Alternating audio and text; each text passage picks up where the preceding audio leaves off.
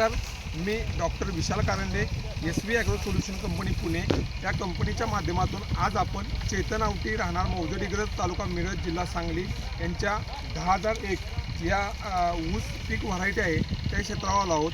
त्यांनी सदर प्लॉटमधून उच्चांकी उत्पादन SV ॲग्रो तंत्रज्ञानाचा वापर करून काढलेला आहे. ते कशा पद्धतीनं उत्पादन त्यांनी निघलेलं आहे, त्यांच्या यशाचं काय नेमकं रहस्य आहे ते जाणून घेण्यासाठी आज आपण त्यांच्या प्लॉटवर आलो आहोत. नमस्कार. सर्वप्रथम आमच्या शेतकरी बांधवांना आपली ओळख करून द्यावी. नमस्कार, मी चेतन शशिकांत आवटी राहणार मौजडिग्रज. आता मी हा 10,001चा प्लॉट केलेला आहे. साधारण 4.5 एकर प्लॉट आहे. 10,001 निवडण्याचं कारण असं की त्याच्यामध्ये त्याची फुटवेची संख्या वगैरे चांगली राहते. आत्ता साधारण इथं 7 ते 8 फुटवे झालेले आहेत आणि ऊसाचं वजन चांगलं येत आहे. याचं कारण आहे की SV ॲग्रोचे प्रोडक्ट्स याच्यामध्ये वापरलेले आहेत. बेसल डोसमध्ये SV ॲग्रोचं कॅन्टर, फ्रुटर, हे मिस्टर ग्रीन हे तिन्ही बेसल डोसमध्ये वापरलेलं आहे. आणि परत 2 महिने ते 3 महिने ऊस झाल्यानंतर ह्याच्यामध्ये 59K ड्रीपचा वापर केला होता, SV 59K ड्रीप. आणि परत भरणी झाल्यानंतर याच्यामध्ये शुगरबनचा वापर केलेला आहे. SV शुगरबन 5 लिटर पर एकर याप्रमाणे मी त्याच्यामध्ये वापर केला होता.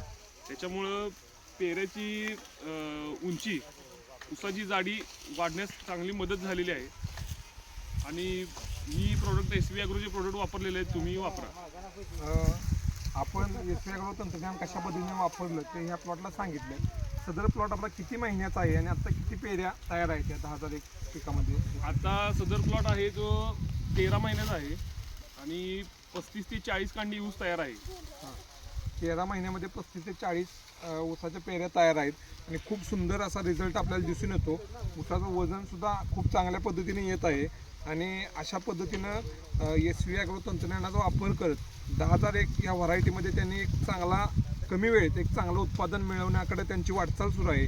ते एक प्रगतशील शेतकरी आहेत आणि आधुनिक पद्धतीनं शेती करणाऱ्या शेतकऱ्यांना मार्गदर्शन करत असतात. अशा पद्धतीनं नवनवीन तंत्रज्ञान ते आत्मसात करून आपल्या शेतामध्ये राबवून ते इतरत्र सर्व शेतकऱ्यांना या ठिकाणी मार्गदर्शन नेहमी करत असतात. त्याचबरोबर या प्लॉटला सुजाता कृषी सेवा केंद्र मौजडिग्रज यांचं मार्गदर्शन मिळालं. तसेच आपण हा प्लॉट SV ॲग्रो तंत्रज्ञानाच्या माध्यमातून उत्पादन घेतात ऊस पिकाचं.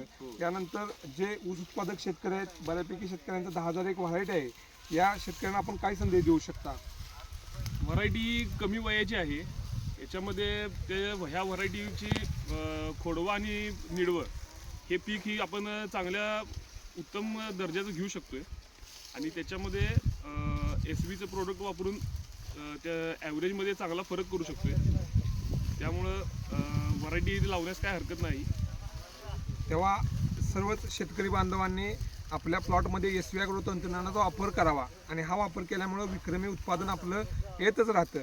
आणि त्याचबरोबर आपल्या मातीतसुद्धा काय बदल झालेला आपल्याला जाणवले का? मातीमध्ये बदल झालेला आहे.